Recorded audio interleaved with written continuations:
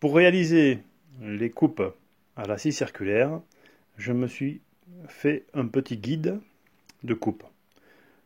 Alors je l'ai fait simplement, j'ai pris une plaque de contreplaqué de 5 mm d'épaisseur, de 200 mm de large et d'1 mètre de long.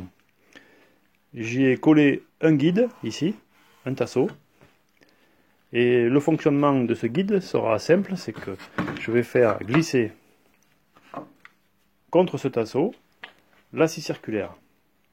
Alors pour avoir un guide précis et puis qui se positionne de façon très précise, je l'ai construit ici plus large que la cote qu'il y a entre le guide et la lame. Du coup, au premier passage, on le voit là, au premier passage, je vais découper le guide. Et ça me servira ensuite pour aligner le guide sur le tracé que j'aurais fait sur le mélaminé.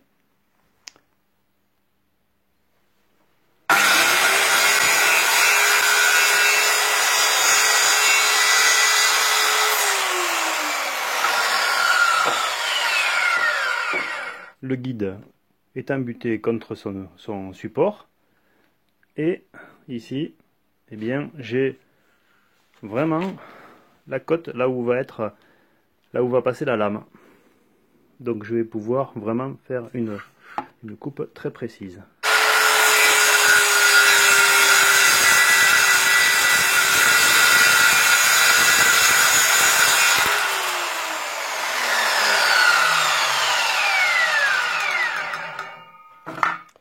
Bon, visiblement mon guide n'est pas très probant, donc il faut que je le modifie.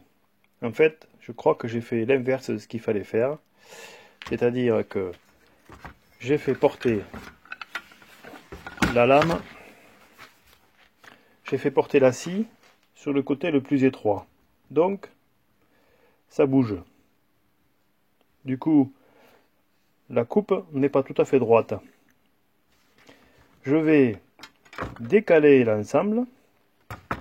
Je vais élargir la semelle de manière à ce que le poids ici de la scie soit bien repris par la semelle. Ici, en fait, on s'aperçoit que d'origine, si on lâche la scie, hop, elle bascule et la lame et la semelle n'est pas plate. L'objectif, en fait, c'est que ça arrive à tenir. Le centre de gravité doit être à peu près par là. Donc on va élargir de quelques centimètres et on va, pour le guide, en fait, on va mettre la scie dans l'autre sens. Voilà, on va la mettre comme ça. Et en plus, on va la guider, non pas juste en butée, là, parce que si on dévie un peu, ben, c'est pas très grave parce qu'on peut reprendre le panneau qui est ici, on va pouvoir le reprendre, mais comme on aura dévié ici, l'arête du panneau restant, qu'on voudra réutiliser, en fait, elle sera courbée ou elle sera déformée. Donc pour que quand on scie les deux arêtes soient bonnes, il faut que la scie ne puisse pas bouger comme ça. Donc on va se servir de cette rainure, on va mettre un tasseau de ce côté, et on va mettre une semelle plus large de ce côté, et cette semelle et celle-là vont être fixées à la semelle de la scie.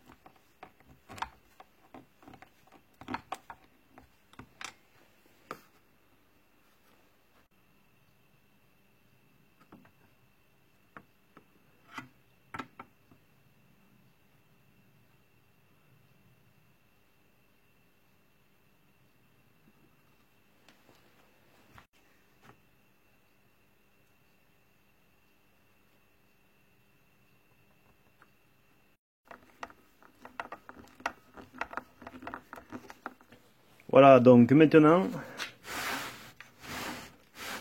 j'ai pas de possibilité de glisser de gauche à droite. Voilà.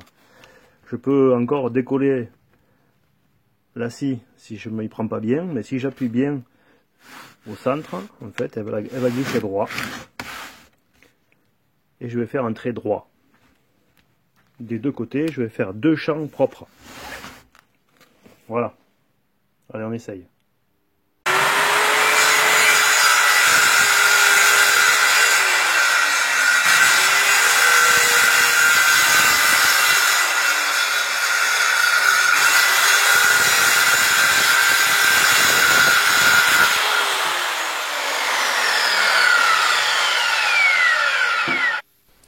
Visiblement, la modification n'a pas suffi.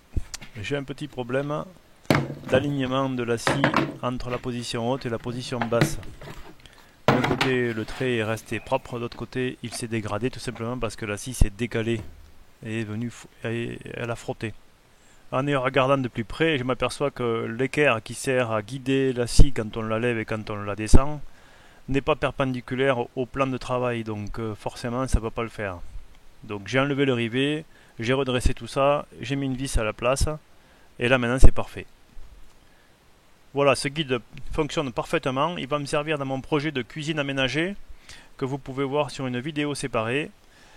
J'espère que ça vous a plu, bricolez bien, et à bientôt.